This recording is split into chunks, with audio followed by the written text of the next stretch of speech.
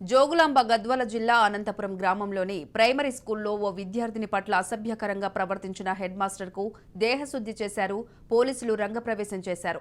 HM Venkatesh గత కొన్ని రోజుల కిందటి నుంచి అమ్మాయిల పట్ల అసభ్యకరంగా ప్రవర్తిస్తున్నాడని విద్యార్థుల తల్లిదండ్రులు ఆరోపిస్తున్నారు. తల్లిదండ్రుల ఫిర్యాదు మేరకు కేసు నమోదు చేసుకున్న పోలీసులు దర్యాప్తు చేస్తున్నారు. ప్రైమరీ స్కూల్లో మా తమ్ముని కూతురుని ఇచ్చినాను. మన హెచ్ఎం వెంకటేశ్వర్లు సార్ ఏం చేస్తున్నాడంటే పిల్లల్ని వేధిస్తున్నాడు. ఒక్కరిని కాదు, మా పాపను ఒక్కటే కాదు, మా పాప లేకుండా ఇంకా మిగతా ఒక 20 పిల్లల్ని 20 పిల్లల్ని వేధిస్తున్నాడు.